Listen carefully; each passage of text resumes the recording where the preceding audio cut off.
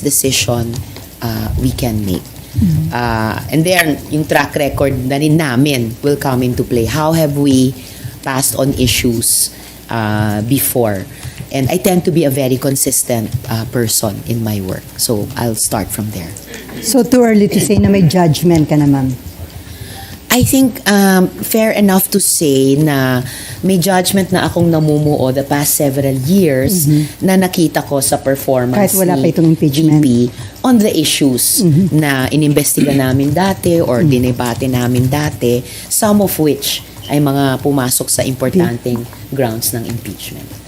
Okay. And then, before Mayan, so ma'am, si Attorney Calleja, ang sabi niya, di ba nag-adjourn kayo ng February 5, pero technically, pwede pa kayo nag-session ng 6 and 7. Correct. Oho, para at least natalakay itong impeachment case against VP Sara. So sa tingin niyo ba, parang possible na may constitutional violation ba na nangyari? Or Oh, I hope not.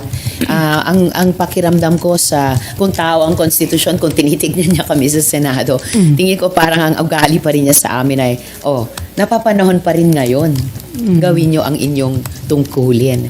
Na huwag kailangan intayin ng Hunyo, but any day, any month now, mag-convene bilang impeachment court, i-tackle yung mga articles of impeachment na tinransmit sa amin ng House. In fairness sa kanila, sa araw na iyon, nung huling session namin. Okay, Mayan, and then Cecil. Ma'am, just to clarify, sabi niyo kasi you assure VP na magiging fair kayo and objective, but you said also may judgment na kayo based sa performance niya. So, what does that mean? Ang namumuong, I hear from your voice na may pareho, similar tayong health condition. Sorry. Okay, so back to your question.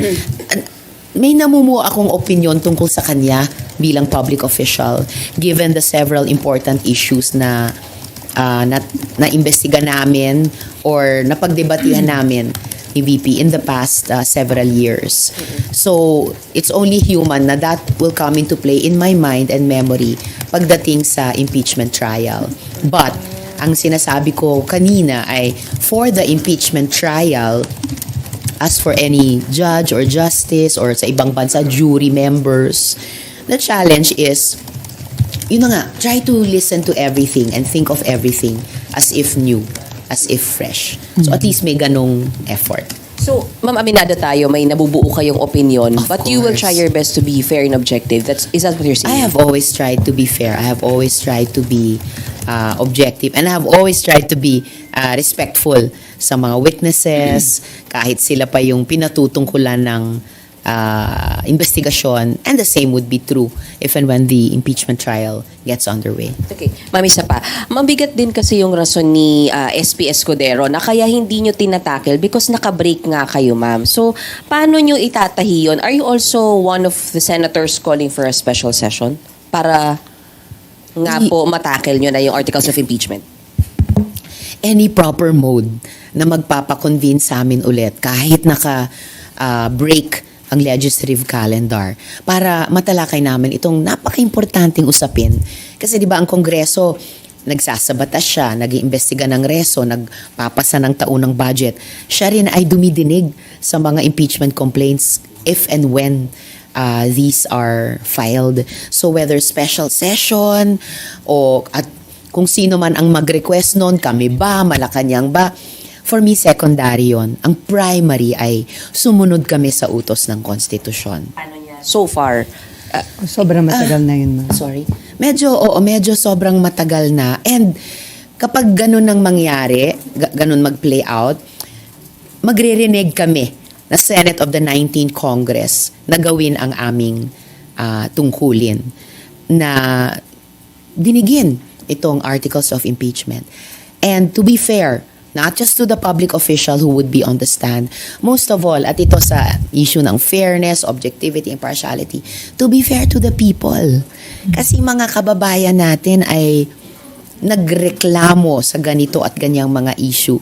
Mga kababayan din natin nag-file ng iba't ibang impeachment complaints. And we as the Senate, like the House which did its duty on this matter of impeachment, we owe our kababayan to fulfill our duty on this impeachment. In 3 months, tapos kayo, October may verdict. So, is it something na kaya niyong i-accept kung talagang... Hindi naman mahirap tanggapin yung usapin ng kailan, yung time frame. Kasi all throughout the 3 years of a Congress, dami naming pwede at dapat gawing trabaho. Pero usapin ng sino, yung casting. I mean, people are speculating, ihambing yung composition nitong 19th Congress Senate sa posibleng 20th. composition ng 20th Congress Senate. Pero lahat yan, ball in play or lahat yan fluid. Pero para sa akin, magiging malaking pagpapabaya sa responsibilidad namin, Senado ngayon ng 19th Congress, na gawin ang aming trabaho sa impeachment complaint na ito.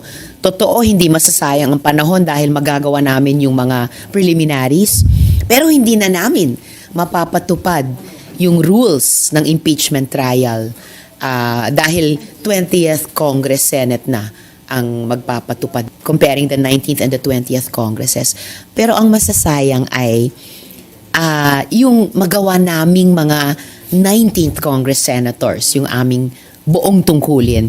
Kasi magagawa namin yung mga preliminaries all the way to formulating the rules. Pero hindi namin mapapatupad yung rules na yon dahil kung mangyari yung timetable na sinasabi, 20th Congress Senate na ang magpapatupad nito. And we, the current senators, would have reneged on our duty to hear this impeachment complaint.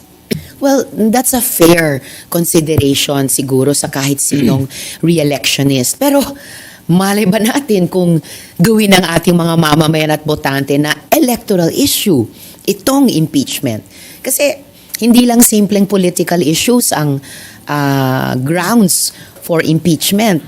Mga usapin talaga ng paggogobyerno, mga usapin ng transparency and accountability. So it could go either way. Yung pagtansya ng mga kasama naming re-electionist. Mas yung Supreme Court ang gagabay sa ating lahat, pati sa amin dito sa Senado, dahil inutusan na nila kami, among others, mag-reply dun sa kaso ni VP Sara. And I have yet to hear. Wala pa din silang desisyon dun sa naunang kaso, no, na padinigin sa amin yung impeachment complaint. So, Supreme Court mas ang magsasalita tungkol dyan. Ang masasabi ko lang sa ating mga kababayan ay yung napag-uusapan na natin na dapat talaga agad naming talakayin yung impeachment complaint. Sayang na naintay pa na meron pang kababayan, abogado na kailangan maghain ng kaso para lang utusan kami gawin ang aming tungkulin. At ayan na nga, yung subject ng impeachment complaint ay naghain pa ng kaso sa Korte Suprema. Sayang, no? Rather than naghain ng kaso doon, sana nauna na yung pagharap niya sa amin dito sa Senado. Nga lang, di pa kami nagko-convene. This is not just politics, di ba? Parang may perang involved ng taong bayan. Exactly. Of course, people say, at tama din sila, na impeachment processes are eminently political, pero definitely, ang pera at buwis ng mamamayan na perang hinahawakan lang ng gobyerno para gastusin para sa taong bayan, that is more than a political issue. It's a governance issue at definitely subject ng mga proseso ng pagsingil ng accountability tulad ng impeachment. Na pag pinalagpas natin, it would set a bad precedent. Sobrang bad precedent pag pinalagpas nating lahat. And yun, salamat para doon. Bad precedent din kung So, bad precedent kung palagpasin namin ng Senado. Ang hindi lang chance, pero yung responsibilidad, dinigin ng isang impeachment complaint na may kinalaman sa pagsingil ng accountability sa paggastos ng pera ng mamamayan.